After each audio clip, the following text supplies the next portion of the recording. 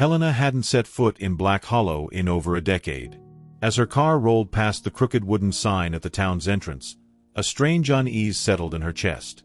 The place looked the same: quiet streets, neatly lined houses, and the ever-present mist curling over the treetops, but something felt wrong. She had returned to take care of her ailing mother, yet from the moment she arrived, a nagging sense of detachment lingered in the air.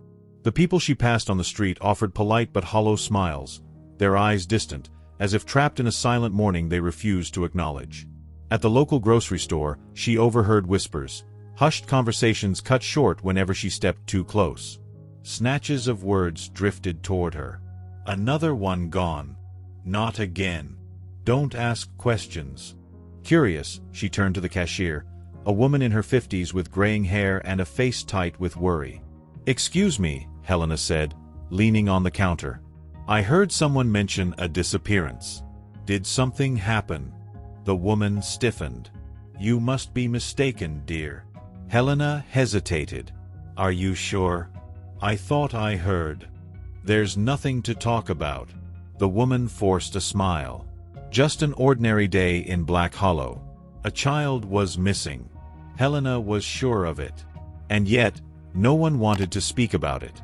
That night, as she settled into her childhood bedroom, she couldn't shake the feeling that something was watching from the darkness just beyond her window. The next morning, Helena stepped outside to find an envelope resting on her doorstep. No name, no markings, just a plain white envelope, slightly damp from the morning mist. Frowning, she picked it up and slid her thumb under the flap. Inside was a single black and white photograph. A little girl, no older than 7, stood in the center of the frame. Helena didn't recognize her, but there was something deeply unsettling about the image. The girl's smile was too wide, her teeth perfectly aligned yet unnaturally rigid, as if her face had been molded into that expression. Her eyes, dull and vacant, didn't match the forced cheer of her lips. Helena's stomach tightened. She flipped the photograph over. In faded ink, a name was scrawled in delicate cursive: Eleanor Finch. The name meant nothing to her, but she was sure now, someone had gone missing. She took the photo inside and searched online for missing persons reports. Nothing. No news articles, no community alerts, nothing in the town archives. It was as if Eleanor Finch had never existed. A cold shiver ran down Helena's spine. That night, unable to sleep, she placed the photo on her nightstand. As she turned off the lamp, she caught one last glimpse of the girl's eerie smile under the moonlight. For a moment, just before darkness swallowed the room, she could have sworn the girl's lips had shifted, just slightly. Helena couldn't shake the feeling that something was terribly wrong. The photo of Eleanor Finch seemed to haunt her thoughts, despite her best efforts to push it aside. Everywhere she went, the town felt more suffocating, as if its very air was thick with secrets. She spent the following day at the local diner, hoping to find some answers, but the murmurs she overheard only deepened the sense of unease. People ate in silence, exchanging nervous glances. When Helena approached a few older locals seated near the window, they quickly fell silent. She tried again, this time with Ruth, an elderly woman who had been a neighbor when Helena was young.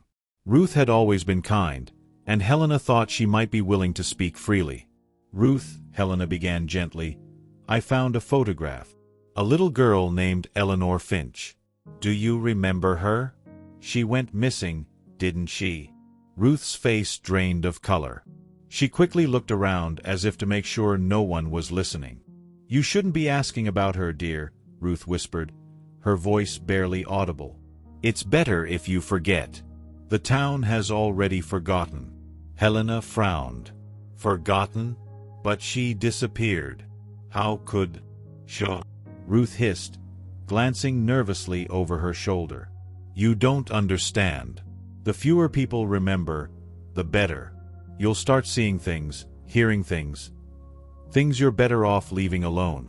Helena's frustration boiled over. "What are you talking about? What happened to Eleanor?" Ruth's hand trembled as she sipped her coffee, and in a voice barely above a whisper she said, "He takes them. The collector. You should go before it's too late." The name sent a chill down Helena's spine. The collector. That evening, Helena couldn't stop thinking about Ruth's cryptic warning. The collector. It lingered in her mind, a shadow that refused to fade. She couldn't ignore it. She had to know what happened to Eleanor Finch and the others who had disappeared. She drove to the local library, hoping to find something in the archives. The building was old, filled with the scent of dust and aging paper. As she walked through the aisles, she felt the weight of the town's silence pressing in on her. The librarian, an elderly man named Mr. Carver, sat behind the desk, his thick glasses perched on the edge of his nose. When he saw Helena, his eyes narrowed, and his lips pressed into a thin line. "You're still asking questions?" he asked, his voice heavy with an unspoken warning. Helena nodded. "I need to know about the disappearances. About Eleanor Finch." Mr. Carver hesitated for a moment, then sighed, as if resigning himself to something inevitable. "You might find something in the back room, but I'll warn you. It's best not to dig too deep." Helena nodded again, her determination growing. The back room was filled with old files, some so worn that the paper crumbled under her fingers.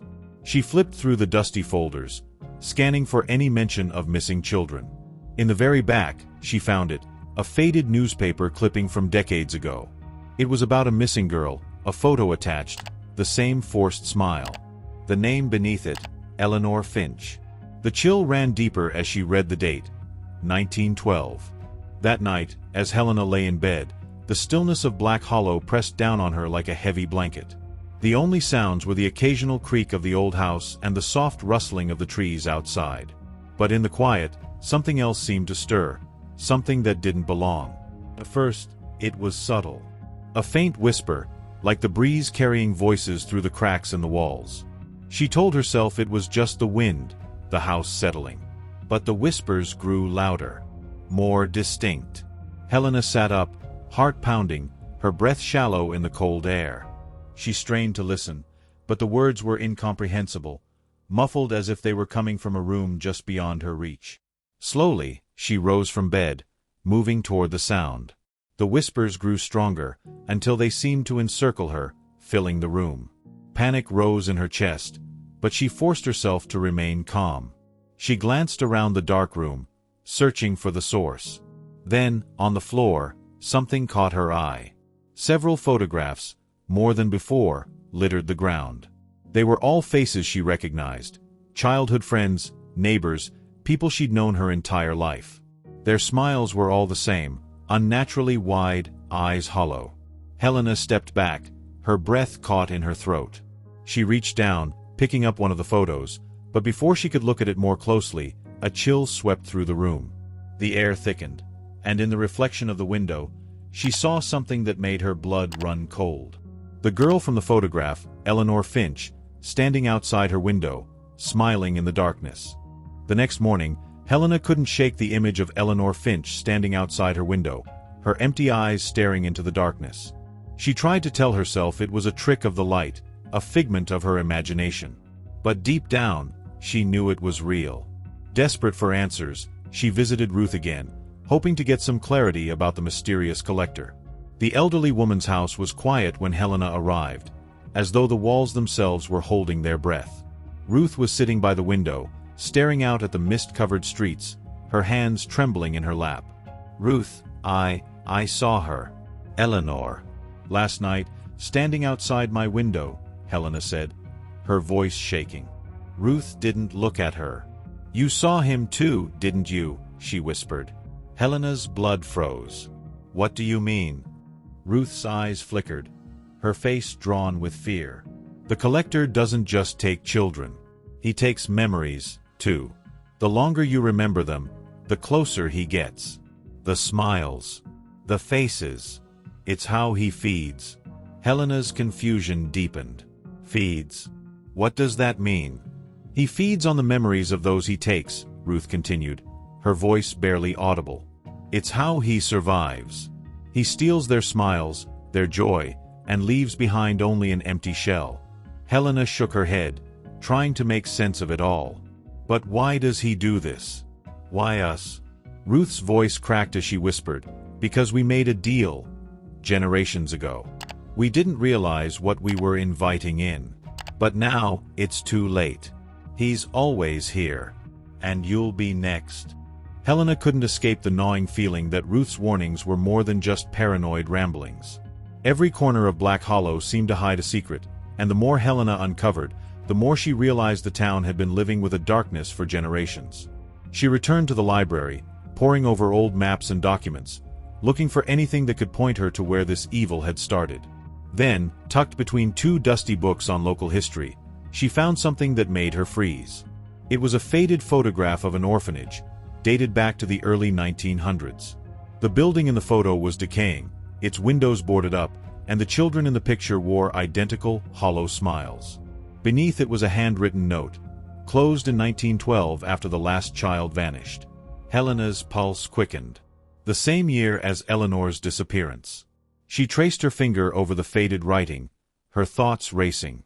What was this place? And why was it so important? Determined to find answers, she drove out of town toward the old site. The landscape grew more desolate the further she went, and soon, the trees seemed to close in around her. Finally, she arrived at the overgrown remnants of the orphanage. It was worse than she had imagined. The building was nothing more than a skeleton now, its walls crumbling and windows shattered. As she stepped inside, the air grew thick with mildew and dust, but there was something else, something far darker.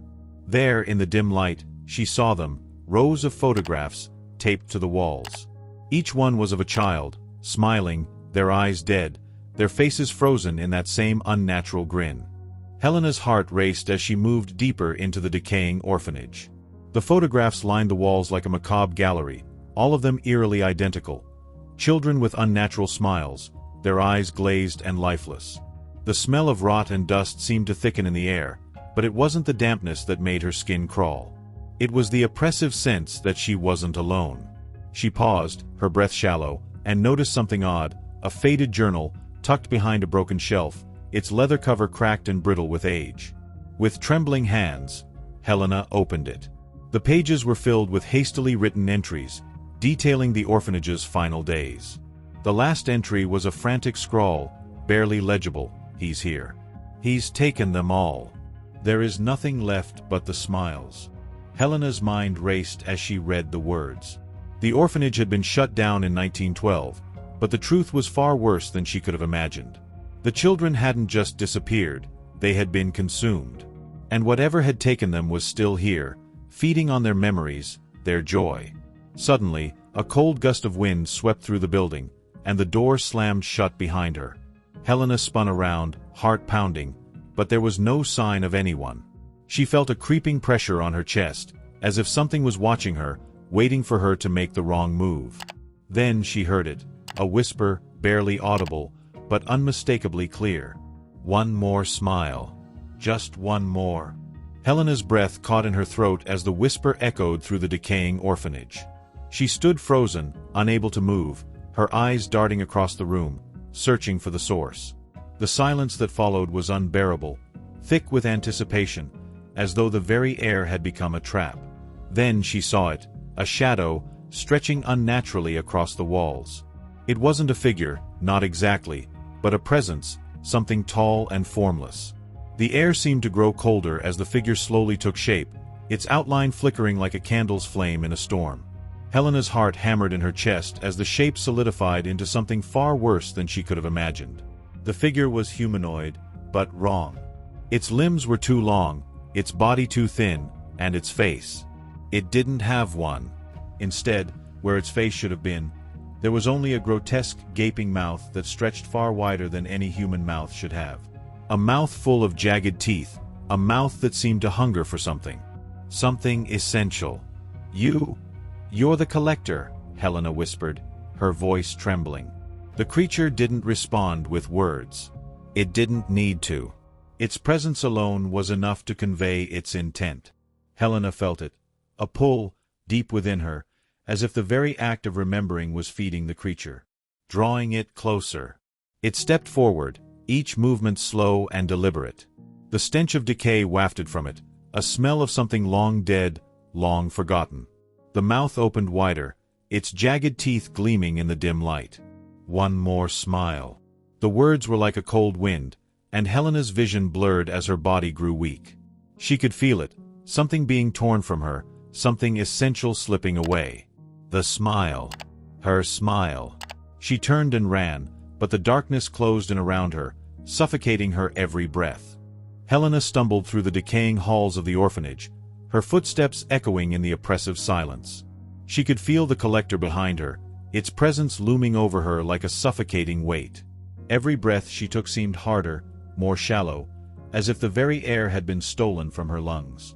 She burst through the rotting door and into the overgrown yard, gasping for air. But there was no escape. The town, Black Hollow, was closing in on her. The sky, once a pale gray, now seemed to bleed into a sickly orange, the sun hidden by a fog that wrapped around the earth like a vice. Helena's heart pounded in her chest as she ran down the road, but no matter how fast she moved, it felt as though the town itself was pulling her back. The trees bent toward her, their branches like fingers reaching out to grab her, the mist swirling around her ankles, tugging at her. She couldn't outrun it. Then, the whispers began again, low and insistent, seeping into her thoughts, gnawing at her sanity. One more smile. The sound was everywhere, in the air, in the ground beneath her feet. She could feel the pull, the hunger, the gnawing emptiness that was consuming her. Helena stopped, her legs trembling beneath her. She was at the edge of the town now, the cemetery looming ahead, the gravestones jutting out of the earth like broken teeth. The final resting place of the lost children. It was here, in the cold earth beneath her, that the collector had made its home. And it was here that she would become a part of its collection. With one last breath, Helena turned and walked toward the gravestones, her face pale and numb, the smile beginning to stretch across her lips. She knew, deep down, that it was the only way to stop it. Thank you so much for joining us on this chilling journey through the eerie and unsettling events of Black Hollow. We hope this story sent shivers down your spine and kept you on the edge of your seat. If you enjoyed the suspense, don't forget to give us a thumbs up, hit that subscribe button for more gripping tales, and leave a comment below to share your thoughts on the story. What do you think happened to the characters? What did you feel about the collector's dark presence? We'd love to hear your thoughts. See you in the next video, if you dare.